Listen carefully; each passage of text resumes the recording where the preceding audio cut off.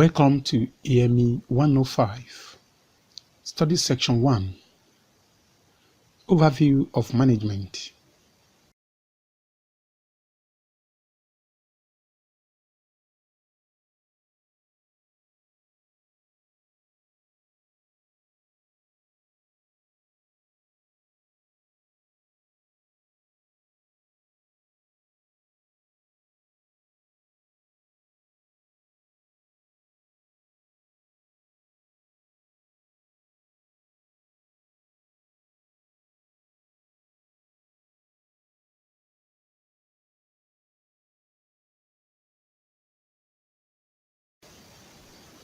Introduction. The focus of this study session is to make you understand the overview of management from different points of views.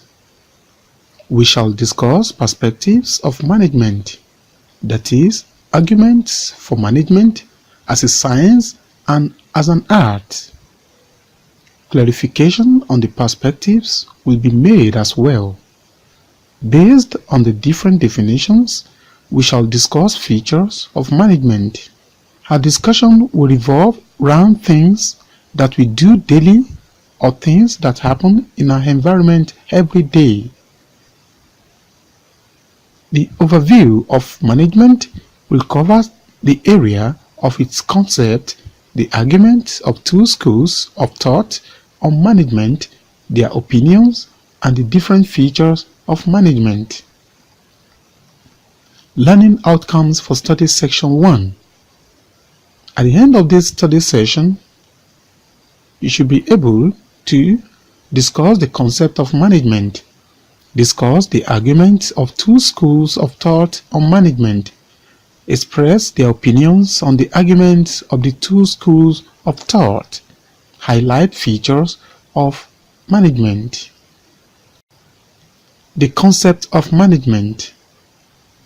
Management, a universal phenomenon. It is a very popular and widely used term. You should know that all organizations, business, political, cultural, or social, are involved in management because it is the management which helps and directs the various efforts towards a definite purpose. According to Harold Kuhns, management is an art of getting things done through and with the two people in formally organized groups.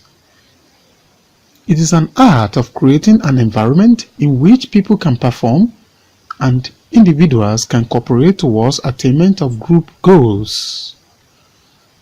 According to F.W. Taylor, management is an art of knowing what to do, when to do, and see that it is done in the best and cheapest way.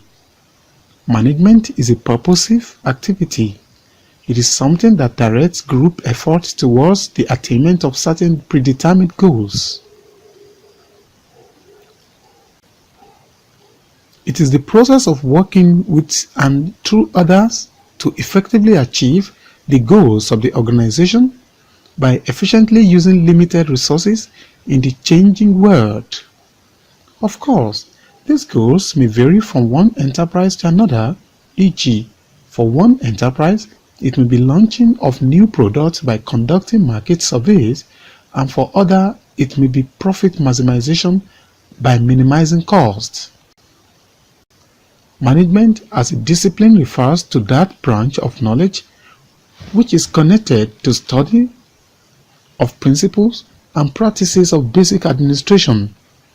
It specifies certain code of conduct to be followed by the management and also various methods for managing resources efficiently. Any branch of knowledge that fulfills following two requirements is known as discipline. There must be scholars and thinkers who communicate relevant knowledge through research and publications. Knowledge should be formally imparted by education and training programs. Since management satisfies both these problems, therefore it qualifies to be a discipline, though it is comparatively a new discipline, but it is growing at a faster pace. Do you have any idea what management is? You can make an attempt by defining management in your own terms and compare it with what we have below. According to Theo Henman, management has three different meanings, viz. 1. Management as a noun refers to a group of managers. Management is an individual or a group of individuals that accept responsibilities to run an organization. They plan, organize, direct, and control all the essential activities of the organization. Management does not do the work themselves. They motivate others to do the work and coordinate, that is, bring together all the work for achieving the objectives of the organization. 2. Management as a discipline refers to the subject of management. 3. Management as a process refers to the functions of management, that is, planning, organizing, directing, controlling, etc. Management is simply referred to as a process of relating human resources to achieve the goals in an organization. It means realization of organizational goals is very central to the concept of management. In another definition, management is viewed as planning, organizing, leading, and controlling the effort of organization members and of using all other organizational resources to achieve stated organizational goals. Management brings together all 6 M's, that is, men and women, money, machines, materials, methods, and markets. They use these resources for achieving the objectives of the organization, such as high sales, maximum profits, business expansion, etc. Kindly compare your definitions with the definitions given above. Are there similarities in keywords? Could you redefine the term management in a better way based on the tips in the definitions offered above? Management as an art or a science. There are 2 opposing schools of thought on management. One of the schools views management as an art, while the other school conceives management as a science. Management as an art. The school of thought that refers to management as an art conceives administration like art. The school is of the opinion that management belongs to those with natural gifts, traits, and abilities for it. That management is an inherent trait and it cannot be learned through formal training. The main emphasis is that good managers are born. They have the potentials to be successful as managers or entrepreneurs without having been specifically educated for the profession. Management as a science. This school of thought argues that management relates to the capacity to use existing organized knowledge in the practice. That management is a technology, a matter of applying management principles and rules to the solution of management or organizational problems. The emphasis is that good managers are not born but are trained on the use of scientific approach, relevant principles, theories, and techniques of management to achieve the objectives of the organization. Therefore, they claim that management has developed certain principles, laws, and generalizations which are universal in nature and can be applied under similar circumstance or environment.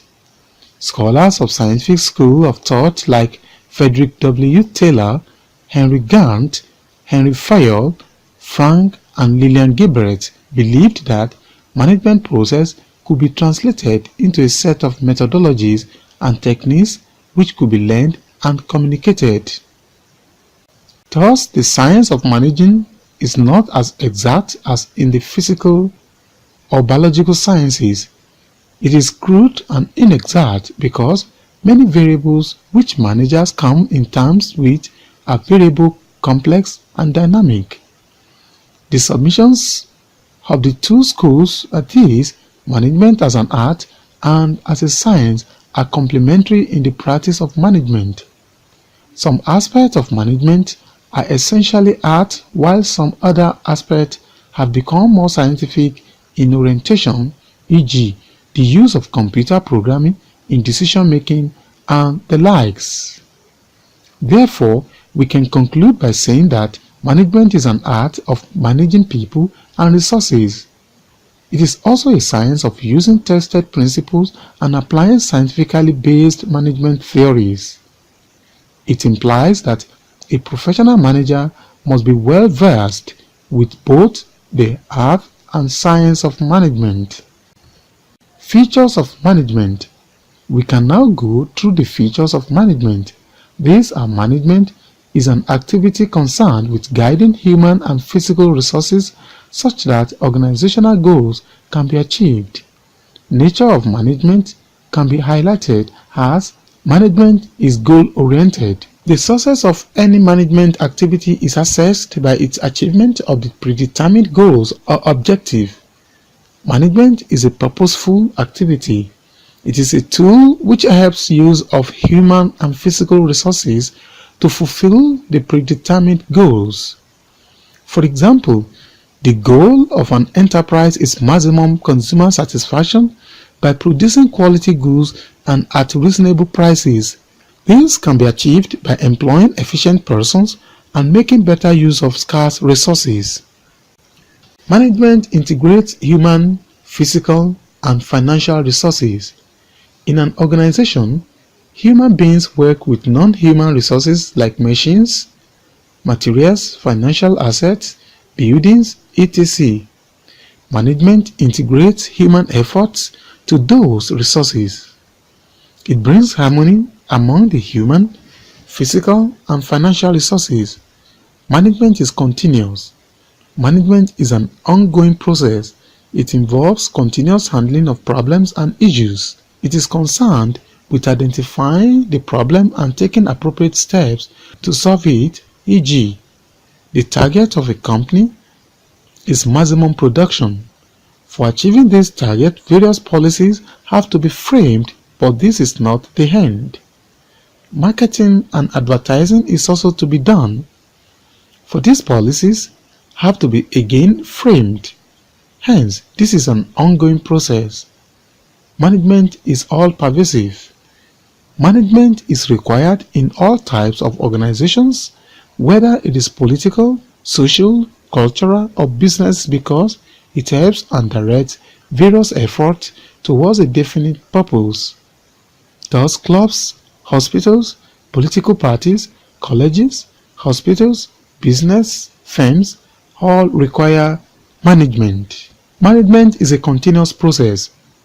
Management is a process that involves four main functions.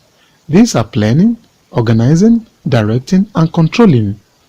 The manager has to plan and organize all the activities. He has to give proper directions to his subordinates. He also has to control all the activities. These functions have to be carried out continuously by a manager. Getting things done through people. The managers get the work done through the subordinates. It therefore implies that a favorable work environment has to be created and maintained for better performance. Result-oriented science and art. Management is a result-oriented because it gives a lot of importance to goal achievement. Management always wants to get the best result at all times. Complex and multidisciplinary in nature. Management is a very complex job because it has to get the work done through people. It has to manage people that have different emotions, feelings, aspirations, etc. Similarly, the same persons may have different emotions at different times. Therefore, management uses knowledge from many different subjects such as economics, information technology, psychology, sociology, etc. Therefore, it is multidisciplinary in nature. A group and not an individual activity. Management is not an individual activity but a group activity. It uses group effort to achieve desirable objectives. follows established principles or rules. Management follows established principles such as division of work, discipline, unity of command, etc. These principles help to prevent and solve the problems in the organization. Aided but not replaced by computers. With the introduction of technological devices, all managers use computers in their daily routine. Computers help the managers to take accurate decisions. Thus, management is aided but not replaced by computers. Situational in nature. Management makes plans, policies, and decisions according to the situation. It changes its style according to the situation. It uses different plans, policies, decisions, and styles for different situations. Both an art and science. Management is result-oriented. Therefore, it is an art. Management conducts continuous research. Thus, it is also a science. Uses a professional approach in work. Managers use a professional approach for getting the work done from their subordinates. They delegate, that is, give authority to their subordinates. They ask their subordinates to give suggestions for improving their work. They also encourage subordinates to take the initiative. Initiative means to do the right thing at the right time without being guided or helped by the superior. Dynamic in nature. Management is dynamic in nature. That is, management is creative and innovative. An organization will survive and succeed only if it is dynamic. It must continuously bring in new and creative ideas, new products, and new product features. Functions of management. The functions of management are common to all alike, whether a business firm or a non-business firm. Management's primary function is the satisfaction of the stakeholders. This typically involves making a profit for the shareholders, creating valued products at a reasonable cost for customers, and providing rewarding employment opportunities for employees. This can be achieved only when management accomplishes its functions. A diagrammatic representation of the functions of management, which are planning. Planning means looking ahead and chalking out future courses of action to be followed, taking into consideration available and prospective human and physical resources. It is a systematic activity which determines when, how, and who is going to perform a specific job. It is rightly said, well, plan is half done. According to Coons and O'Donnell, planning is deciding in advance what to do, how to do, and who is to do it. Planning bridges the gap between where we are to where we want to go. It makes possible things to occur which would not otherwise occur. Planning requires administration to assess appropriate course of action to attain the company's goals and objectives. Organizing. Organizing is the function of management which follows planning. It is a function in which the synchronization and combination of human, physical, and financial resources take place. All the three resources are important to get results. Therefore, organizational function helps in achievement of results, which in fact is important for the functioning of a concern. Hence, a manager always has to organize in order to get results. Staffing. The managerial function of staffing involves managing the organization structure through proper and effective selection, appraisal, and development of the personnel to fill the roles assigned to the employer's workforce. Staffing pertains to recruitment, selection, development, and compensation of subordinates. Nature of staffing function. Staffing is an important managerial function. Staffing is a continuous activity. The basis of staffing function is efficient management of personnel.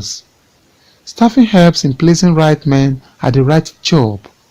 Staffing is performed by all managers depending upon the nature of business, size of the company, qualifications and skills of managers, etc. Directing.